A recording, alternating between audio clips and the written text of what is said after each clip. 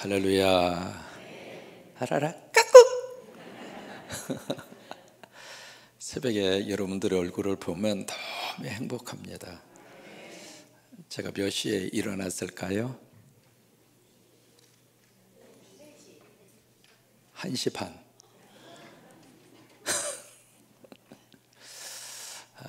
이 새벽기도 총진군 시작하는 첫날은 이렇게 설레입니다. 이번에 하나님께서 어떤 은혜를 주실까 기대가 되기도 하고 또 설레이기도 하고, 처음에 2016년도에 와서 첫 번째 새벽기도 총진군을 살맛나는 세상을 위하여 전도서를 가지고 시작했습니다. 그 다음에 새벽에 만나는 계시와의 만남에서 요한계시록을 했고요. 아마 여러분 기억나실지 모르겠습니다. 그 다음에 스가랴를 했고, 그 다음에 여호수아를 했고, 그 다음에 에스겔을 했고요. 기억나셔요? 이제 빌립보서를 했고, 사무엘상을 했고, 그 다음에 요한복음을 했고, 이제 오늘부터 뭘 하죠? 누가복음을 합니다. 늘 할 때마다 그런 마음이 들어요. 새벽을 간절히 사모하는 영혼과 그리고 교회와 성도들에게 기대 이상의 하나님의 복을 주셨어요. 여러분들이 그 주인공 되시기를 바랍니다. 이번에 11자 새벽기도 총진군의 주인공은 누구예요? 바로 나. 그렇게 되시기를 축복합니다. 이번에 총진군의 마지막 날 36일째 되는 그 새벽에는 나포의 성광 부활 동산에 가서 부활절 예배를 묘지에 가서 드리겠습니다. 그래서 여러분 쭉 한번 매일마다 텀블러 다 받으셨죠? 한번 들어보세요. 자, 색깔별로 들으세요. 자, 아니 지금 다 들지 말고, 자, 1교구 흔들어 보세요. 1교구. 자, 오케이. 출석 점검하는 거예요. 감사합니다. 그 다음에 2교구. 네, 감사합니다. 그 다음에 3교구. 예, 흔들어 주세요. 감사하고요. 4교구. 네, 예, 내동댕이 치지는 마십시오. 감사합니다. 그 다음에 교회학교. 네, 흔들어 주세요. 네, 우리 사청에도 감사하고요. 됐습니다. 다 같이. 여러분이 텀블러에 36번까지 스티커를 붙이도록 그렇게 되어져 있습니다.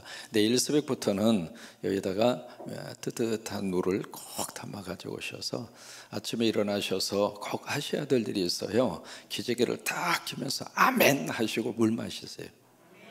아셨죠? 아침에 딱 일어나면 맨 처음에 무슨 말부터 해요? 아멘 하시고, 그 다음에 미지근한 물, 너무 뜨거운 물 말고요, 여기다가 뜨거운 물을 담아서 가지고 오시면 미지근해져요. 그래서 이 병에 이 미지근한 물을 꼭 하루에 한 병씩 드시기를 바랍니다. 내일 새벽에도 가지고 오셔야 돼요. 매일 와서 하나씩 드리는 건 아니에요. 그러니까 오늘 받으셨으면은 이걸 36일 동안 꼭 가지고 다니면서 오시면 이제 스티커를 하나씩 그렇게 붙여 드리도록 그렇게 하겠습니다. 또 하나, 이번에 새벽의 총진군 기간에 장로 피택을 하겠습니다. 작년 연말부터 우리 장로님들과 함께 기도를 하고, 또 저희 교회가 저의 은퇴와 더불어서 거의 대부분의 장로님들이 다 은퇴를 하십니다. 그래서 이제 그 전에 새로운 일꾼을 뽑아야 될 필요성을 느껴서 언제 할까 기도하다가 이번에 새벽의 총진군 쭉 함께 기도하면서 여러분도 같이 기도해 주시기를 바라고, 우리 교회 귀한 장로님들 일꾼이 세워지도록 함께 기도하면서 참여할 수 있게 되기를 바랍니다. 오늘부터 우리가 누가복음을 이제 만나게 되는데, 여러분 이 누가라고 하는 이 단어의 뜻은 빛나다라고 하는 뜻입니다. 또 다른 말로는 총명하다라고 하는 뜻이에요. 한번 해보십니다. 빛나다, 총명하다. 여러분이 누가가 되시기를 바랍니다. 그러니까 누가라고 하는 이 사람의 이름처럼 참 이분은 참 빛난 분이에요. 특별히 누가라고 하는 이분은 이방인 출신입니다. 수리아, 안디옥, 지금의 안타키아라고 하는 수리아 지역에 지진이 발생한 바로 그 지역에서 출생한 분이 누가입니다.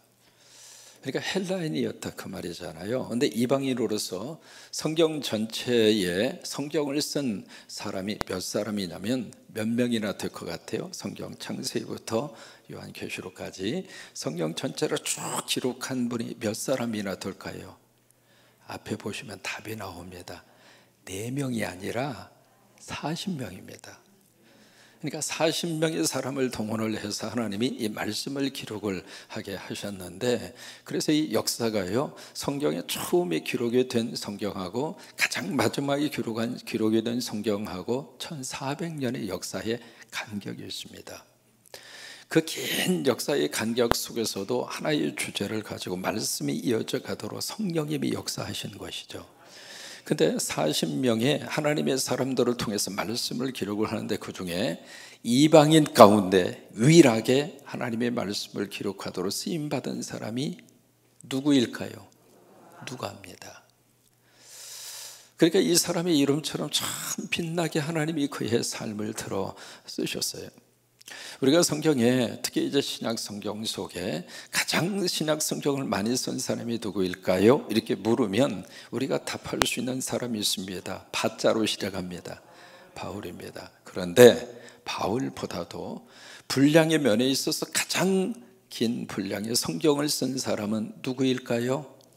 무조건 답이 누가입니다. 우리가 마태복음을 보시면은 마태복음이 무슨 몇 장이죠? 28장입니다. 장수로 봐서는요, 누가복음은 24장이거든요. 장수로 보면은 마태복음이 훨씬 더 길어요. 그런데 그것을 절수로 계산을 하면은 마태복음은 1051절. 그런데 이 누가복음은 1171절. 그러니까 마태복음보다도 누가복음이 80절이 더 많습니다. 그러니까 이방인으로서 이 성경을 쓸 수 있는 사람으로 하나님이 선택함을 받아서 가장 분량이 많게 하나님의 말씀을 기록하도록 쓰임받은 사람이 누가예요. 그러면 우리가 누가복음 그렇게 이야기하잖아요. 여러분, 누가의 복음이 아닙니다. 그러니까 정확하게 우리가 이 성경의 이 타이틀을 읽을 때 누가를 통해서 주신 예수님의 복음이에요. 그래서 우리가 누가복음 하면 누가복음 그게 아니라 그 말이에요. 누가는 다만 쓰임받은 사람일 뿐입니다. 그러니까 누가를 통해서 하나님이 우리에게 주시는 복음은 누가가 복음이 아니라 예수님의 복음이에요. 지금도 우리 인생의 복음은 예수님이에요. 우리 가정의 복음도 예수님이고 우리 자녀들에게 복음도 예수님이시고, 믿으시면 크게 아멘. 그러니까 누가복음 타이틀은 그렇게 되어 있지만 누가복음이 아니라 누가를 통해서 주신 예수님의 복음이라 이 말이에요. 이 누가라고 하는 사람을 하나님께서 참 귀하게 들어 쓰시는데 그의 직업이 뭘까? 우리 신용호 장로님은 잘 아실 것 같아요. 누가의 직업이 뭘 것 같아요? 의사였습니다. 골로새서로 가서 우리 한번 찾아보십니다. 골로새서 4장 14절의 말씀 가서 같이 한번 찾아보십니다.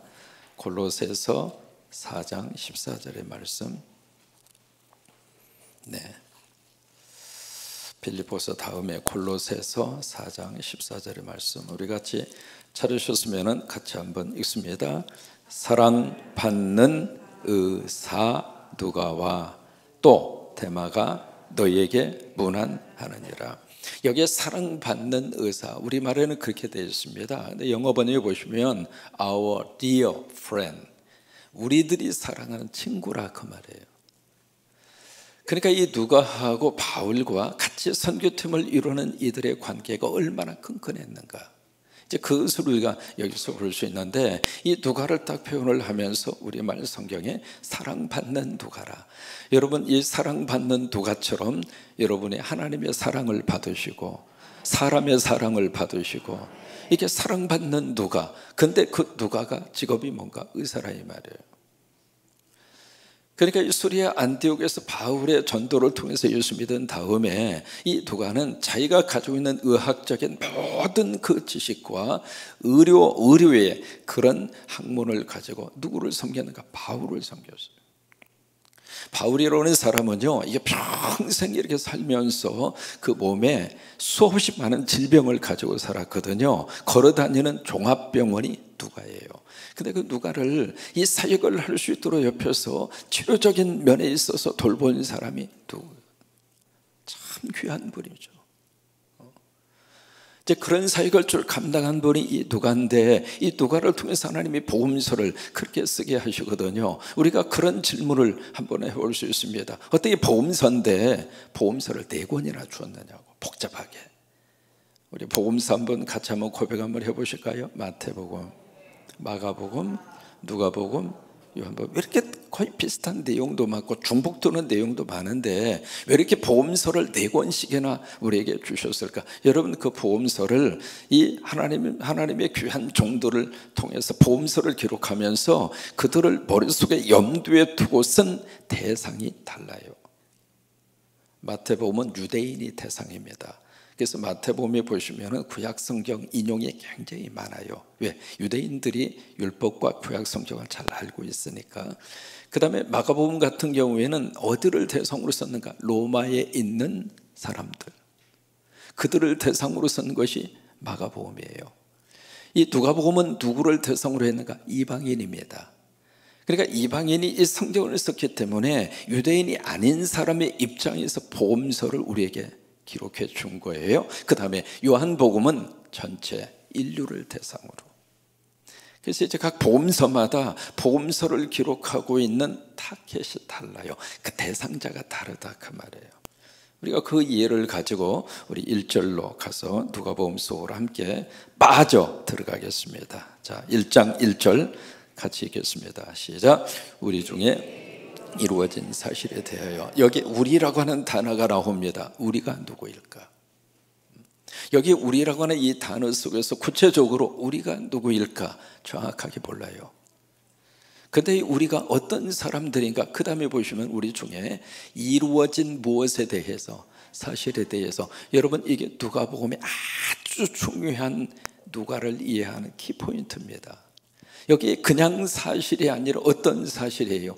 이루어진 사실입니다. 성취된 사실입니다. 그러니까 누가복음은 지금 무엇을 기록하려고 하는가? 이루어진 사실. 사실이라고 하는 것은 팩트잖아요. 사실. 그러니까 누가복음 속에 기록하고 있는 이 내용들은 어떤 가설이 아닙니다. 누가복음서에 기록하고 있는 이런 내용들은 어떤 소설 속에서 나오는 소설이 아닙니다. 누가복음에 기록하고 있는 이 모든 내용들은 허구가 아니에요. 머릿속에서 나온 게 아닙니다. 학설이 아닙니다. 누가복음에 기록된 이 모든 내용들은 무슨 카더라, 그게 아닙니다. 뭔가 팩트예요. 사실이라 이 말이에요. 아멘입니까? 이 말씀을 아멘하고 누가복음이 열려야 돼요. 이후에 기록된 이 모든 내용들은 팩트다, 사실이다 이 말이에요. 여러분, 여기에 우리가 아멘할 수 있으면은 우리 믿음이 흔들리지 않습니다. 여기에 우리가 아멘할 수 있으면은 이 말씀이 얼마나 우리들에게 히스토리컬 팩터로서 역사적인 사실로 우리 속에 와 닿을 수 있는가를 정확하게 알 수 있습니다. 이루어지는 사실. 그래서 그 다음부터 이 누가는 바로 자기가 붓을 들어서 성령의 감동으로 이 말씀을 기록을 하면서 그의 마음속에, 그렇죠, 이건 이루어진 사실이에요. 그러면 그에게만 이루어졌는가? 아니에요. 우리들에게도 이루어질 사실입니다. 우리 가정에도 이루어질 사실이고 우리 교회에도 이루어질 사실이고. 같이 고백하십니다. 성경에서 일어났으면 나에게도 일어날 수 있다. 인정하십니까? 그러니까 성경과 내 삶을 분리시키지 말라 그 말이에요. 그러니까 이루어진 사실이에요. 완전히 성취된 그 사실. 그러면 이루어진 사실의 가장 중요한 핵심 내용은 무엇인가? 메시아로 오신 예수 그리스도입니다. 그러니까 예수가 이루어진 사실이라 그 말이에요. 거기에 대해서 2절에 뭐라고 지금 말씀을 기록하는가? 처음부터 목적자 된 사람. 맨 처음에 이 복음의 거룩한 역사가 이루어졌을 때 이루어지는 그 예수 그리스도, 메시아로 오신 그 예수 그리스도를 맨 처음에 아이 위트니스, 눈으로 본 사람, 그게 목격자거든요. 그 사람이 과연 누구인가? 그 사람이 세례 요한입니다. 그래서 그 다음에 내일 새벽에 세례 요한을 그래서 만나는 거예요. 그러면 세례 요한이 언제 예수님을 처음으로 만났을까? 그 내용을 누가는 기록을 하고 있습니다. 한번 보실까요? 1장 41절입니다. 자세한 내용은 다음에 살펴보고요. 41절, 1장 41절 같이 읽겠습니다. 엘리사벳이 마리아가 무난함을 들으매 아이가 복중에서 뛰노는지라. 자 보세요. 엘리사벳이 임신을 했습니다. 그 임신한 그 아이가 장차 누구죠? 세례 요한입니다. 세례 요한이 지금 어디가 있는가? 엄마의 뱃속에 있습니다. 복중에 있다 이 말이에요. 복중에 그 아이, 지금 임신한 상태가 6개월짜리 아이의 태아가 엄마의 뱃속에서 자라고 있거든요. 그 6개월 된 이 태아가 복중에서, 자 보세요, 마리아가 무난함을 들으매, 그러면 마리아 안에 지금 누가 잉태해져 있는가? 성령으로 예수님이 잉태해져 있는 거예요. 그걸 들으면서 여기 엘리사벳의 복중에 있는 그 태아, 6개월 된 이 태아의 생명이 뭘 해요? 뛰노는 거예요. 뛰노는 거. 여자분들은 압니다. 여러분 임신을 하셨을 때 아이들이 뱃속에서 뛰어야 안 뛰어요? 뛰는 거예요. 그러니까 세례 요한은 태어나기 전에 이 땅에 이루어진 예수 그리스도를 처음으로 본 거예요. 저는 이 부분을 읽으면서요, 여러분 임신 그 낙태 문제가 굉장히 세계적으로 큰 이슈화가 되어져 있습니다. 미국 같은 경우에도 이 낙태 문제 때문에 민주당하고 공화당하고 첨예하게 지금 대립을 하고 있거든요. 그러면 여기 태아도 생명일까요? 생명 아닐까요? 생명이라 이 말이에요. 복중에서 예수 그리스도의 저기를 보면서 이 세례 요한 그 6개월 된 그 태아가 복중에서 아멘 할렐루야 그랬다 이 말이에요. 그러니까 가장 첫 번째 이루어진 사실의 목적자, 아이 위트니스는 누구인가? 세례 요한입니다. 그러면서 2절 말씀에 계속해서 말씀을 기록합니다. 처음부터 목적자, 그 다음에 처음부터 말씀에 일꾼된 자들, 말씀에 일꾼된 자들이 누구인가? 이 부분을 다른 번역에 보시면 말씀의 종이라고 그랬습니다. 말씀의 종, 말씀의 선포자, 그들이 누구인가? 사도들이죠. 제자들이죠.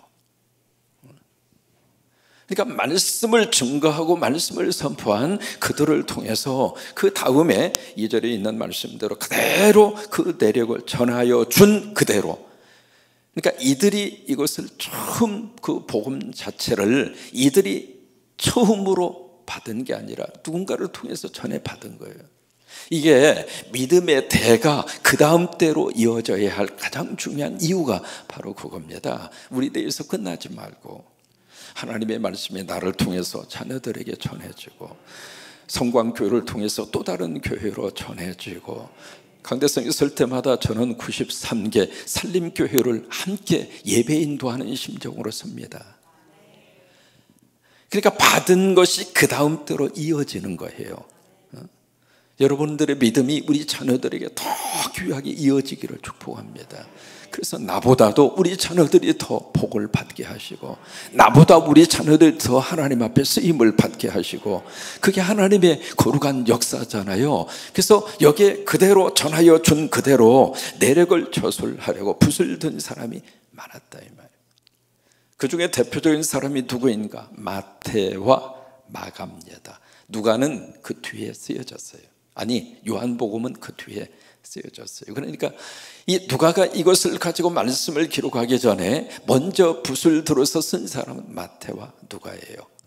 뭐 그 이외에도 기록이 되지 않는 사람들이 많이 있었겠죠. 그런데 3절에 그 모든 일을 근원부터 어떻게 살폈어요?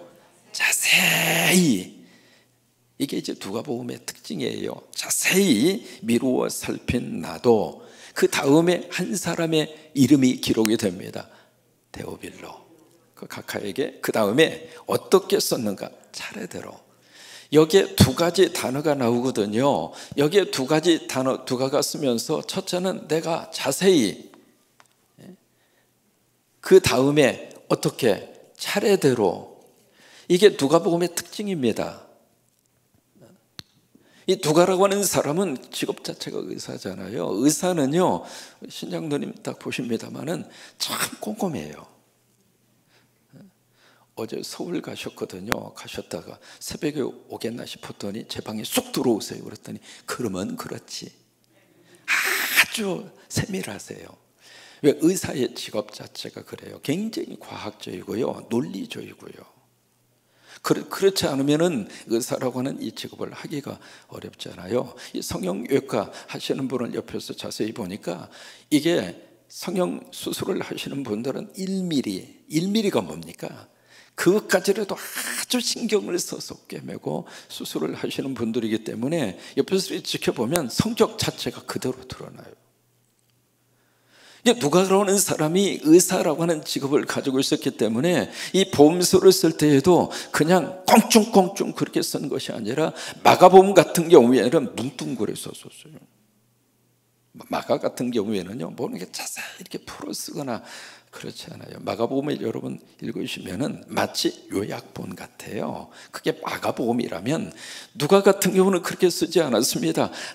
아주 자세하게 세밀할 정도로. 그래서 누가복음을 읽으시다가 보면은 그래서 뭘 느낄 수 있느냐면 우리 가슴에 타치가 있어요. 감성까지도 나오고,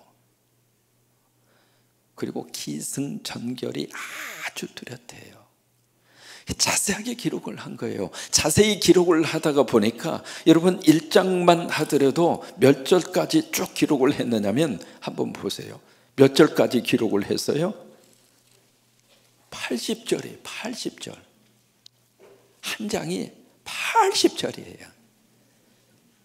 이게 누가가 복음서를 기록하는 모습이에요.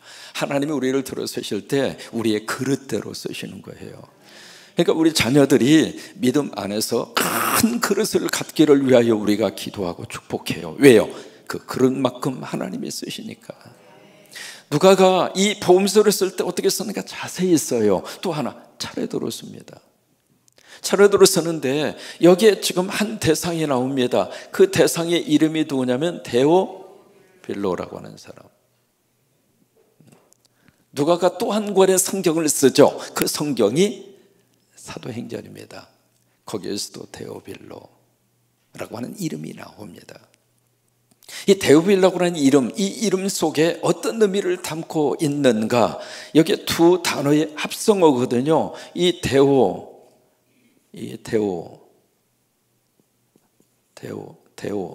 하는 이게 하나님이라고 하는 뜻이에요. 하나님. 그래서 원래 세우스입니다. 세우스인데 데우스라고 하는 하나님의 단어를 약자라면 데오. 그 다음에 이 빌로라고 하는 말은 영어로 필로스라고 하는 말, 필레오라고 하는 단어입니다. 그러니까 데오, 필레오, 이것을 합쳐서 데오빌로, 그런 거예요. 한번 해보십니다. 데오, 필레오. 그러니까 데오라고 하는 말은 하나님이라고 하는 뜻이고, 이 필레오라고 하는 말은 원래 필레아라고 하는 말이에요. 필레아. 그게 무슨 말이냐면 사랑이라고 하는 뜻입니다. 사랑은 사랑인데 어떤 사랑인가? 친구 간의 사랑. 하나님이 부어주시는 이 사랑은 우리가 아가페 그렇게 표현하죠. 그리고 남녀 간에 이루어지는 사랑은 에로스 그렇게 표현하죠. 그런 것처럼 친구 간의 어떤 우정적인 관계, 우정의 차원에서의 사랑을 필레아 그래요. 필레아. 그러니까 거기서 나온 말이 여기 필레오라고 하는 말이거든요. 그러니까 이 데오빌로라고 하는 그 이름 속에 어떤 뜻이 담겨져 있는가? 하나님이 사랑하는 자, 여러 가지로 해석할 수 있습니다. 주어로 생각하면 하나님이 사랑하는 자, 목적으로 쓴다면 하나님을 사랑하는 자, 그것을 둘이 붙이면 하나님의 친구, 이렇게 되는 거예요. 그러면 이 데오빌로라는 사람이 누구인가? 두 가지로 해석합니다. 첫째, 고유명사로 해석을 했을 때, 고유명사로 해석을 하면 데오빌로 카카라고 하는 이 사람은 역사적인 실존의 인물이다. 그런데 역사 속에서 아무리 뒤져보아도 로마의 황제라든지 데오빌로라고 하는 개인의 이름이 역사 속에서 찾을 수가 없습니다. 그러니까 만약에 고유명사로 해석을 한다면 한 인간, 특정한 한 인간을 누가가 생각하고, 그래서 어떤 분은 그렇게까지 해석을 합니다. 익명으로 이름을 붙였을 것이다. 실존적인 인물이 있고 그 사람이 드러나기 싫으니까 닉네임으로, 애칭으로 데오빌로라고 불렀을 것이다. 그렇게도 해석을 하고 그렇습니다. 그다음에 두 번째, 이것을 일반 명사로 해석을 하면 데오빌로라고 하는 이 사람은, 이 호칭은 하나님을 사랑하는 모든 사람들, 하나님이 사랑하는 모든 사람, 예수 믿어 하나님의 친구가 된 모든 사람, 다시 말해 성도. 구체적으로 데오빌로가 누구일까? 누구일 것 같아요? 나입니다. 내가 데오빌로라고 하는 거예요. 이 이름 속에 누가는 구원이 무엇인가라고 하는 것을 이름 속에다가 담아놓고 있습니다. 구원이 뭔가? 예수 믿어 우리가 구원받는다고 하는 것이 무엇을 의미하는 것인가? 하나님을 가까이 하여 하나님과 친구가 되는 것. 그게 구원이라고 하는 거예요. 하나님을 가까이 하여 하나님과 친구가 되는 것. 같이 한번 하십니다. 하나님을 가까이 하여 하나님과 친구가 되는 것. 누가가 생각하는 구원의 개념입니다. 두 번째, 누가가 생각하는 구원의 개념이 뭘까? 이 데오빌로라고 하는 이름을 통해서 하나님을 닮아가는 것, 그게 구원이라고 하는 거예요. 저는 전체 새벽에도 총진군 이 주제를 정하면서 기도하는 가운데 이거구나, 누가를 통해서 하나님이 주시려고 하는 복음의 메시지가 데오빌로구나. 그래서 여러분 이 새벽의 총진군에, 이 새벽의 총진군 시간에 우리 모든 성광의 식구들이 그 복을 받으셨으면 좋겠어요. 하나님이 사랑하는 자, 아멘이죠. 하나님을 사랑하는 자, 아멘이죠. 하나님의 친구된 자, 아멘이죠. 하나님을 가까이 하여 하나님과 친해진 자, 아멘이죠. 데오빌로입니다. 데오빌로예요. 매일매일마다 우리가 새벽에 중진구를 해가면서 하나님과 친해지십시다. 그리고 하나님과 더 친구로 맺어집시다. 그리고 하나님을 닮아갑시다. 이게 구원받은 하나님의 백성들에게 주시는 하나님의 놀라운 축복입니다. 여러분, 이 데오빌로라고 하는 이 단어 속에서 누가 보면 전체를 압축하고 있는 하나님의 귀한 메시지입니다. 내가 데오빌로다.